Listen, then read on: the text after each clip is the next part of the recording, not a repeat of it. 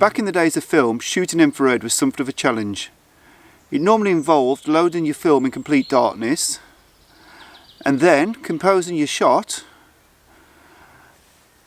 before putting an infrared filter in front of the lens so then you couldn't actually see anything at all, and then guessing the exposure.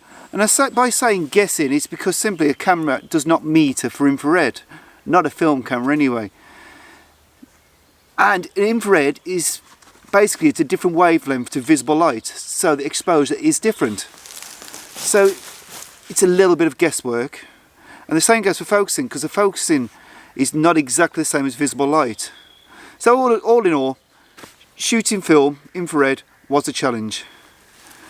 Generally, if I was shooting a roll of infrared, I'd be happy if I got one shot, which was pretty poor going really if you think you get 36 on a roll.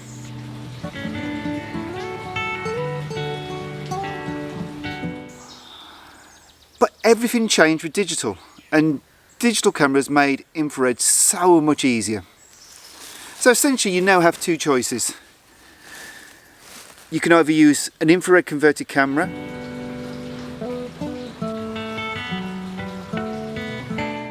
or you can use a normal digital camera with a Hoya R7 II filter in front of the lens.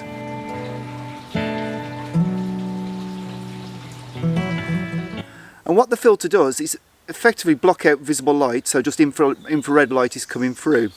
The downside of this method is that your camera very often has a filter actually located on the centre which blocks out most of infrared light. Not all of it, and this is why it will still work. But the problem is your exposure times are long, so really it dictates using a tripod. Now again, I'm going to sing the praises of mirrorless here, because if you use a mirrorless camera, at least you can actually compose the shot through the filter. If you don't use a mirrorless camera, generally you're better off putting your SLR into live view, and then because the R7 II filter blocks out most visible light, so you can't actually see much, the sensitivity of live view will allow you to actually compose a shot because it will compensate for the darkness. A little bit like if you use a 10x filter and you put it into live view and you can generally see what you're doing, as opposed to if you just put the filter straight on the front of the lens and then try and compose, you basically can't see anything, and it's almost like shooting in the dark, quite literally. By far the easiest way is to have your camera converted to infrared. Now what this actually entails is the filter I mentioned earlier, which is on the sensor, is removed and replaced with a filter which blocks out most of the visible light. So what this means is your camera then becomes sensitive to only infrared light. And you can use it just like you would use a camera normally. You can compose your shots normally because there's no filter in front of the lens, so even if you're using a normal digital SLR as opposed to using a mirrorless camera, you can still compose your shot normally, even though you don't get the preview of what's actually happening. You can focus normally. Normally when your camera is converted, what happens is they will slightly adjust the focusing on your camera, so it will actually focus as it should do. Roundabouts. And you can use a handheld. You don't have to use a tripod, and that's a great bonus. Now I've just taken a few shots here at Talking Tarn with an EOS M1 mirrorless camera, which has been converted to infrared. It cost me the grand total of £125 off eBay. It's not brilliant. It doesn't have a viewfinder as such, so I'm having to use the back of the screen. And the back of the screen's not brilliant, but you know, it's doable. But it's definitely cheap.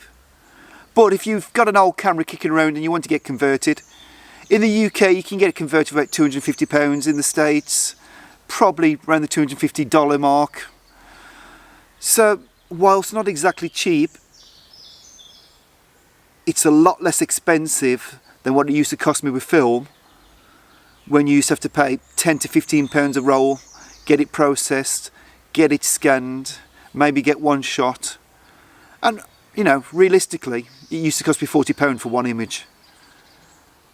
And that's if I was lucky. And of course, the beauty of shooting digital is the fact that you can manipulate later. And really, with infrared, you're going to want to do some post-processing. But it's like shooting any black and white image. you're going to want to do a little bit of dodging and burning. And when I'm shooting infrared, I'm generally looking for contrast, just the same as I would want to with any black and white shot.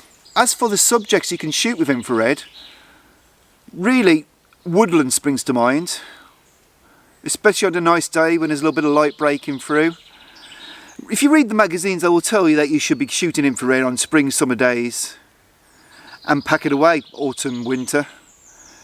You know what, I couldn't disagree more, and some of my favourite infrared shots have actually been taken in the winter, and some of my favourite infrared shots have been taken on overcast days. So it goes to prove that you don't need bright, harsh sunlight like some of the magazines and books suggest, and the reality is you can experiment with infrared just as much as you would experiment with any field of photography.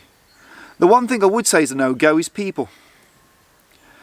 I'm going to put up a quick picture of my son I took a few years ago at a stone circle up in Aviemore. As you can see, he looks rather ghostly. He wasn't a ghost. It's simply the way his body was captured in infrared. Not the most pleasing of images really, but it does prove why you shouldn't shoot your children in infrared. That is, if you want them to talk to you when they're a teenager. I hope you've enjoyed this week's video. If you would like to see more content, please don't forget to press the subscribe button. Next week I'm going to talk a little bit more about infrared and a project which I've been working on for the last 6 years. And until then, bye.